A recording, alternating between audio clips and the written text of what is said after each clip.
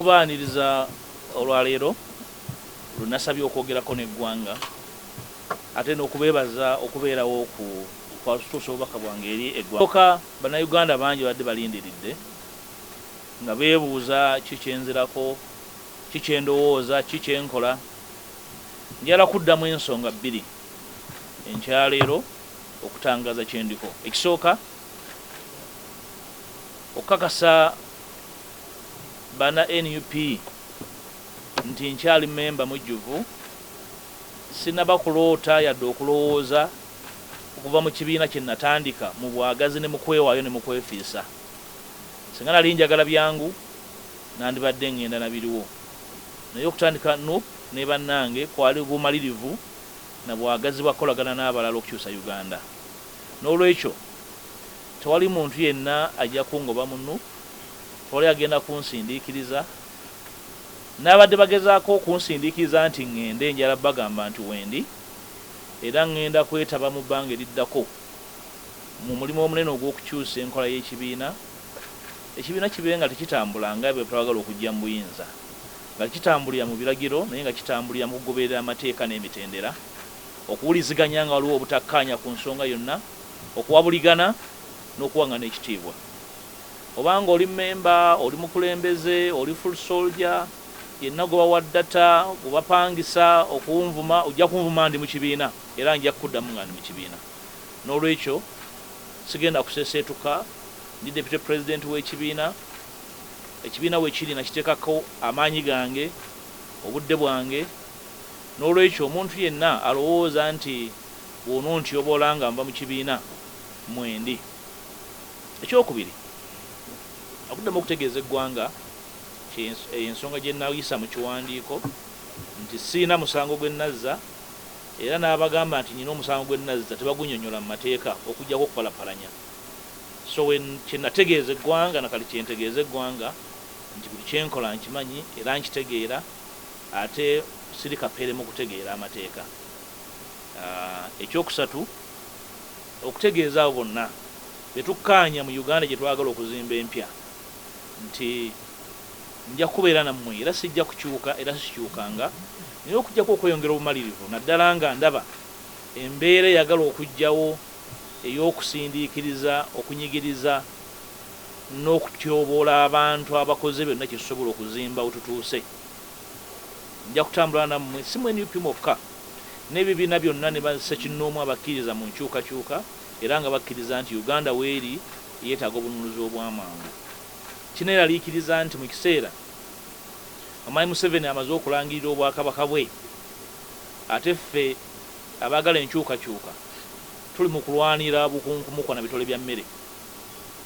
Nga Omwami Museveni amaze okuzza akakyuka ebyokulonda ke tugamba nti kaakwata mu kalulu akaggwa, ffe ekibiina nga NUP ekisinga obunene mu opposition tuli awo, tuli mu kwemagaza nga zadde ekifudde. Tulina kye tulowoozaako, tulina kye tutegeeza ggwanga, naye tuli mu mbeera ya kinyumu. Ngenda kwetaba ne bannange bwe tuli mu kuvuganya nga nsinzira mu kibiina kyange n'okwagaza ekibiina kyange ddala okwagala enkyukakyuka so si okwagala n'okwenyumiriza mu kinyumu.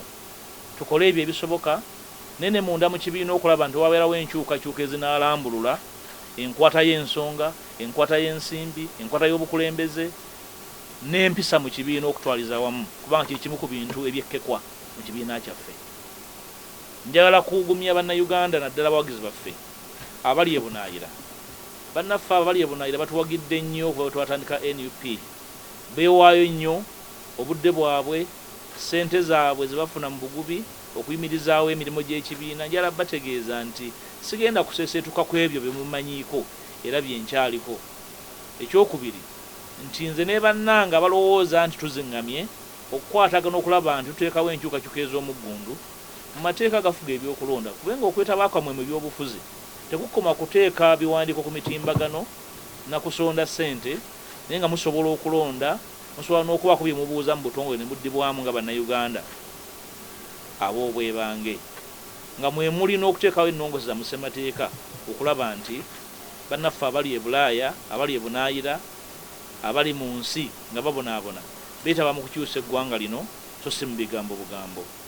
Ekisemberayo ddala njagala okukakasa banna Nup nti ndi nammwe wendi era buli nsonga yonna gye tutakkaanyaako tujja gitereeza mu kibiina naye ng'enkola y'ekibiina gye ngenda okutabamu okukyusa.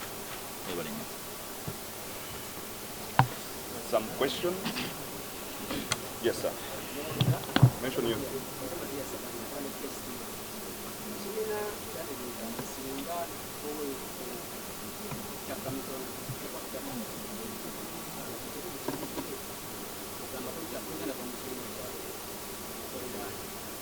Ndowooza ensonga za commissioner naziddamu dda si za kunyumya mboozi ya ku luguudo zirina obulungamya bwabwe buli mu mateeka saagala zimalirako biseera ndowooza nazitangaaza dda ayogera ekirala ndowooza anyumya mboozi ya kubugumya mu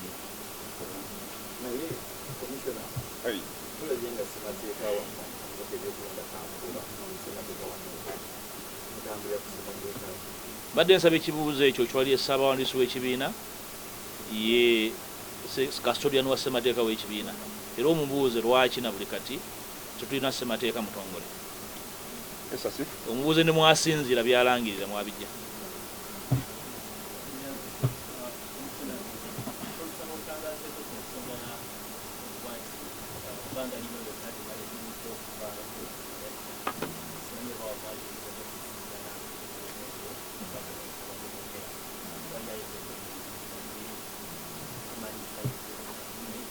Simanyi lwaki mwaba musinkana temubuuza oba yali ansinkanyeeko naye sinnaba kumusinkana naye mulengera ku mitimbagano ku nnyimbe press conference musaasira ng'omukulembeze wange ng'agezaako okumatiza ensi nti ndi muwonoonyi obwenkaniddeawo naye ensi ekyagaanye okukkiriza. Ndowooza pulezidenti wendi bw'aba neetaaga sinnamunoonyaako nange bw'aba mpise nja kumusinkana twogende sinaakufuna mukisa kumusinkana mulundi mulala. Ndowooza ali bize nnyo.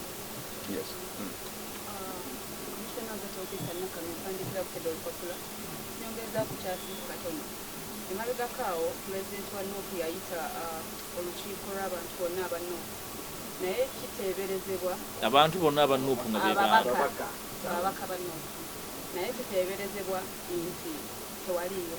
I just want to confirm with you oba waliyo. Ekisooka okusalawo okugenda mu lukiiko nze mba nsazeewo era bwe ngamba sijja kugenda era nze mba nsazeewo. Olukiiko olwo lwampitibwamu naye nga tewali nsonga ya Simba eruntwalamu. Simanyi oba mwamanya ebyafaayo nga byali bya Simba ebyaluvaamu.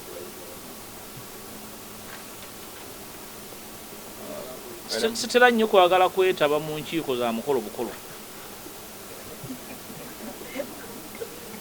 Njagala nnyo enkiiko z'ebyobufuzi eziba zenkana zirina okuba nga zirina ekigendererwa ekirambikiddwa obwemu ku buwabuzi bwenja okuwa pulezidenti nga tuzemu okusinkana.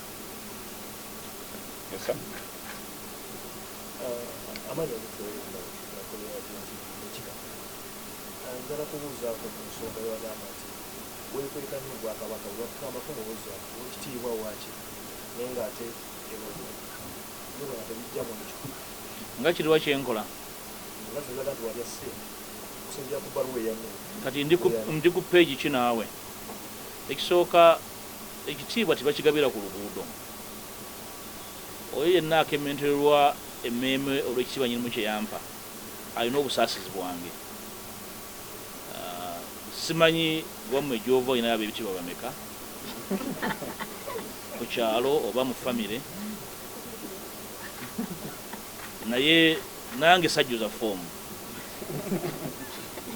nyinimu yasiima bw'aba asiimye ate yansiima ndi mulenzi muto myaka 21 n'olwekyo ekyo sikyetondera muntu yenna naye kirumya abantu abamu omutwe simanyi kyabbakolera ate sisobola kukizaayo wa nyinimu kuba tewali nsonga lwaki nkizaayo naye nkyenyumirizaamu nnyo kubanga nyinimu yandera era sisobola mmwegaana.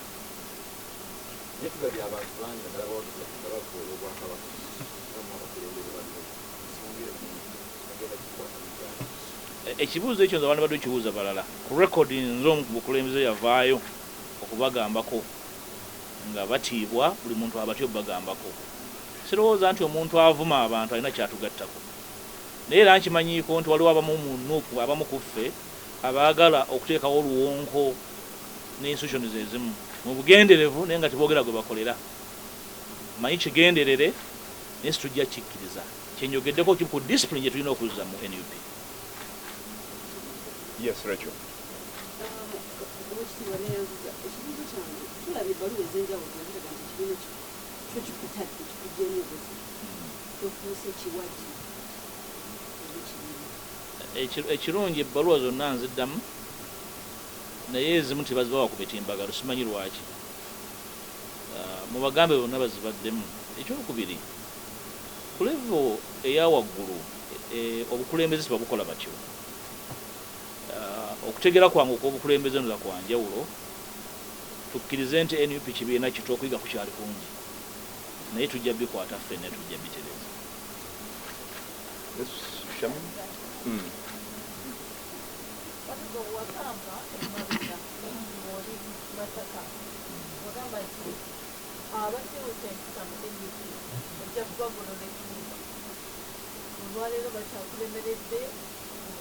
Era okugolola abantu Ettumba si mukolo, tujja bakuŋŋanya ku mukolo owamanseeko amazzi wagola Ettumba. Kirimu okusomesa, kirimu okujjukiza, kirimu okukangavvula, ne kyonna kitwala obudde kubanga okuzimba ekibiina nga institution eggumidde eyimiridde nga teyimiridde erina emisingi ekyasimbye mu musenyu kitwala akaseera. Ndowooza nti tuweebwe obudde mu kaseera kano buli muntu mulaba waayimiridde ku discipline, mu kukola ebituufu, mu kugezaako okutyoboola abalala. Ndowooza byonna tuyiwa obudde ne bannayuganda abatufuula kye tuli batulaba bajja kutwawulamu ebiseera nga bitambula. Kyenjala okuddamu kyenjogedde nti sijja kuva mu NUP naye nja kugibeeramu ngolole Ettumba abo abalowooza nti bajja gitwala nga ekintu ekyokusaaga. Yes, Eric.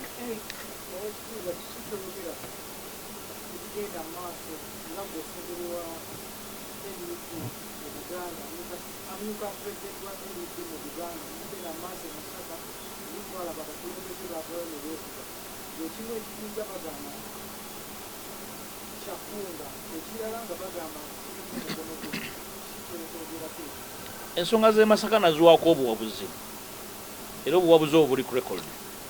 Ebyo walaba byebiviira mu batawulira. Singa bampuliriza nga Ssekanyolya tibyandibaddewo naye ndowooza nti yali lesoni nnene eri abo bataagala kuwuliriza n'abalowooza nti osobola okutambuliza ekibiina ku biragiro n'obwetaavu bw'abo abantu abatono.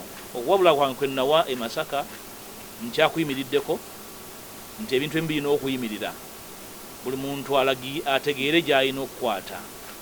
Waliwo abaatumwa ku mugga ne bagenda kuleeta amafuta, waliwo baatumwa enku ne baleeta ssanja. N'olwekyo singa tuwuliziganya ebyo tibyandibaddewo.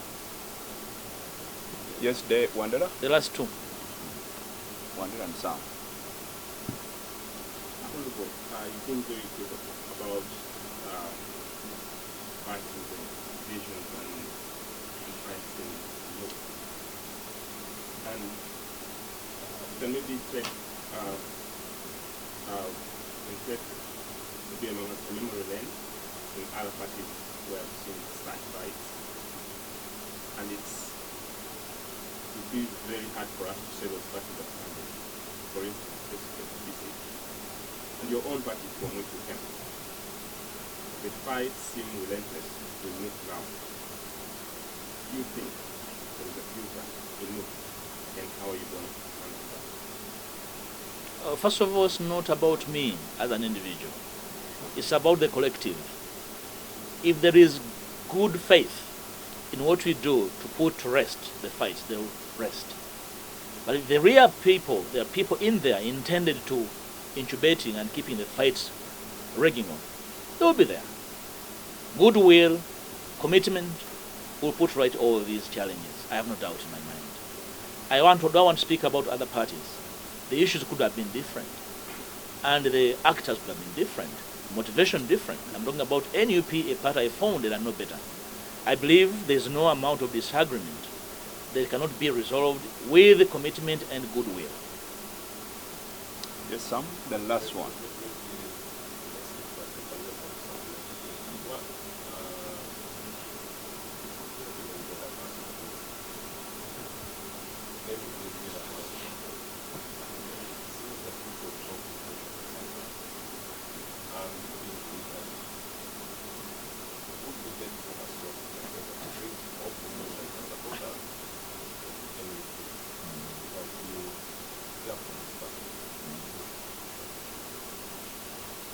One of the big motivations about NUP is that it has a lot of support from young people. And young people are very flexible. Learning is easy at a young age. Purposeful training for learning, purposeful training for orientation, training for deployment can be purposefully done to reorient and rejig the motivation of the young people in NUP to refocus our ambitions. Our ambitions must run away from individuals to managing, running, and buttressing the organization. That's what I think I will focus on. Otherwise, we must be able to build a party beyond the duration of our ambitions as individuals. Build a party for posterity so that our grandchildren must find it around and available to propagate and promote the very values for which it was founded. That's my view and motivation. It's not an event.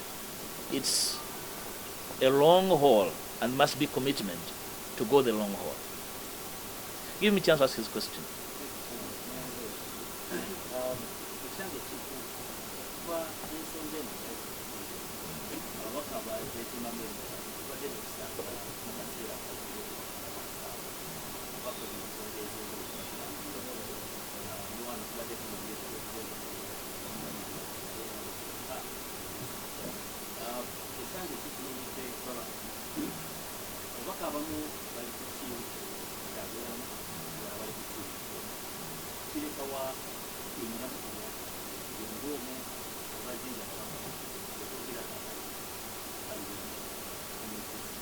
Ekisooka saagala mubaka yenna abeere wa Mpuga oba wa Kyagulanyi.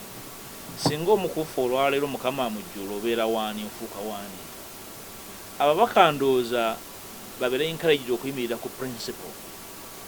Principles kijja okukkiririzaamu. Bw'obanga okkiririza mu due process nti ebintu birina okukolebwa mu mitendera ate emituufu, ekyo ky'oba okola ki? Ky'oba ogoberera. Bw'ogamba nti kino kikoleddwa mu bwenkanya, ky'oba oyimirirako. Ekibiina kyaffe kya byewuunyo kirimu ababaka ba paalamenti. Kuba ekifaananyi omubaka wa paalamenti ng'atya n'okwogera kyakkiririzaamu. Ndowooza awo wali obulemu.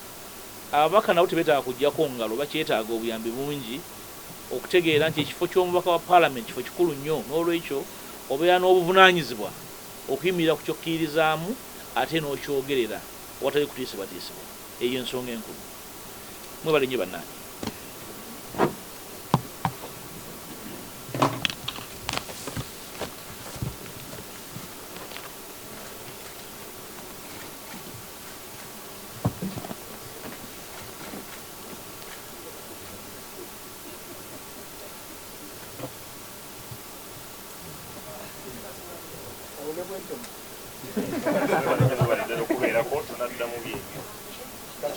Welcome to this media address, considered after a bit of a while since my last interaction with you and the nation. I come to you this morning after days of intentional and deliberate silence, and of course personal meditation, to address today two issues on my next plan in the fight for the total liberation of our nation. Questions and speculation have been on for as to whether, where and when I am going. I'm sure you've heard of them. I'm here to state that I am a founder of NUP, like you are aware. I did not join NUP, but I was part of the founding blocks of NUP, where I serve as a deputy president in charge of Uganda. I am also here to reaffirm that I'm not leaving NUP, a party I founded with colleagues, consciously, and I'm not here to do anything to destroy or kill it. At least I'm not invited to do so at this moment. At least nobody has moved me to the level of even thinking about deserting a party I founded. That should be understood. So whoever thought that they're hounding me out of NUP, I'm here to assure them that whichever indiscipline, mismanagement, mischievous maneuvers we are going to be in. If you are a leader, a full soldier with bought data to abuse and insult, you insult me from within. And I'm here for keeps. Secondly, I've seen a copy of a letter circulating on social media. The owner of the copy is visible from the bottom of the letter. The letter is addressed to the Right Honourable Speaker of Parliament, and I'm only informed of the contents by copy. I will not respond to that letter. Except to restate my position as communicated earlier to the party and the nation, that I affirm the fact that I confess no wrongdoing, whether in law or elementary common sense. The position of the law has been clarified to whoever wishes to understand, but not to deliberately slander, and those who know deliberately wanted to slander me, or to gain short-term political capital out of the current situation. So I did state my position. It is the position of the law and the common sense. I wish to reassure all comrades in the struggle for a fair Uganda that my commitment has never waned, that I'm not and shall never be part of any form of corruption. I've never been indicted of corruption. I am never corrupt, and nobody will invite me into corruption. So when we find ourselves disagreeable on anything in our midst, as a party, as change-seeking forces, we must find mechanisms for mature resolution, which is different from grandstanding and desire to settle political scores at the expense of reputations of comrades with whom we struggle to offer the country better leadership. Ugandans must be encouraged, and I'm here to encourage Ugandans at all times to question the decisions of their leaders, especially those in higher offices that make a decision on their behalf and acting on their behalf. In the current circumstances, it's not difficult to tell that the objective was never on accountability, because no one provides accountability on social media or at press conferences. The previous days have cast much doubt within the Ugandan populace and our partners beyond our borders is whether our party is capable of handling Huminga's tasks of liberation and effecting solutions to the political and social challenges of our country. We must regain public confidence as NUP and as the opposition, trust and demonstrate that we are worthy the people's support in leading the charge for change and transformation the Ugandan masses are yearning for. You can note that in the current circumstances, like we are observing all over the last 1.5 months, General Museveni has been candid to us, at least, over his dynasty agenda, including the latest reshuffle in the EPDF that saw his son ascend to the helm of the country's military. Unfortunately, the largest opposition party in the country looks clueless and unable to guide this bruised cadreship on what next. Even the renewal of the term of the EC commissioners, who bungled and defeated with the last election, did not raise the curiosity of the largest opposition party in the country.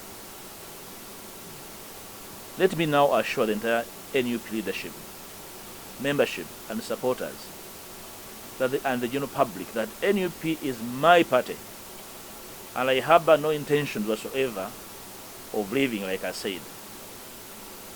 And the next days or weeks, I will embark with colleagues that concur with the challenges in the party on a program to reform the party and make it a credible party and competent as a party or as a government in waiting. I am aware of our supporters in the diaspora that are very desperate. I'm here to appreciate you. Your immense support is appreciated in building our younger party and the quest for a new Uganda in general. I am aware the diaspora interacts with a lot of information, but largely a lot of misinformation, targeting their justifiable desperation for change. I pledge to you my availability and the clarity of mission and purpose in whatever we do to change the trajectory of our nation. Ugandans in the diaspora are desperate to cement their contribution towards change beyond social media commentary and material support, which seem to be a major preoccupation of many leadership here in Uganda. We should be embarking on a joint push for major reforms in our electoral laws and major constitutional shifts to enable diaspora citizenry participation in our electoral activities beyond manipulating the change agenda by selfish individuals here. By the end of the planned NUP reform process that I've pledged, arbitrary, obscurantist, and deviant work methods, lack of internal conflict resolution mechanisms, nepotism, corruption, greed, and abuse of office, including extortion and blackmail, will be a thing of the past. Finally, I will be unveiling to the public what next in the coming weeks, and I will share with the NUP membership and the change-seeking forces what I believe my party and myself can contribute to the change agenda, given the time frame at our disposal and the urgent need for us to coalesce and find bearing for the Uganda that we need in the immediacy. I thank you for God and my country.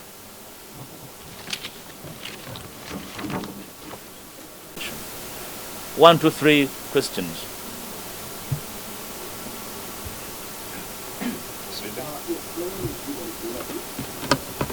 You talked about the urban push, opposition process. But it seems to be working with people who have question marks in them. The just in point is able to develop. How do you, I found this utterance, especially against the Secretary General, the previous time when we had the ban, so tribalistic, and he appeared to be a different type of person. You be clear.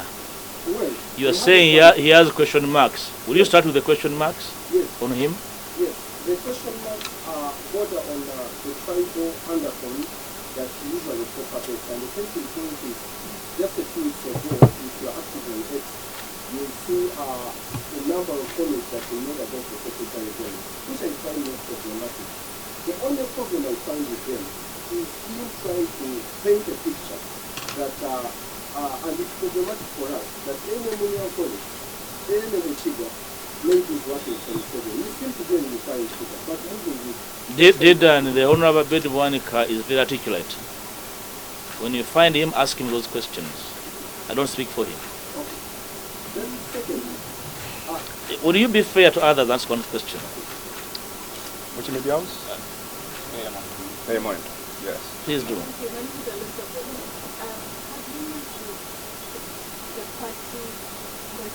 Speak louder, kindly. Have you met with the president?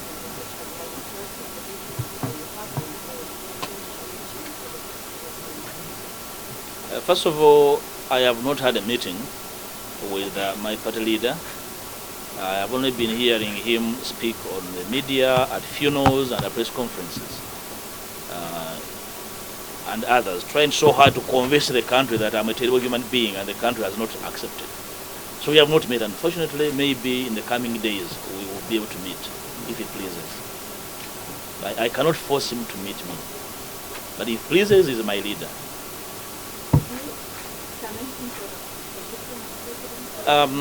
That question cannot be answered at a press conference because you do not carry personal desires. As a member of NUP, if I am to seek leadership of the party, I'll go to the members.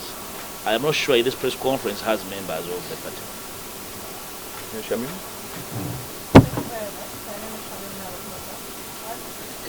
I want to know if you still going to take action on the calls for you to resign. But two, I read the constitution. I don't know whether the party still subscribes to the NURP constitution.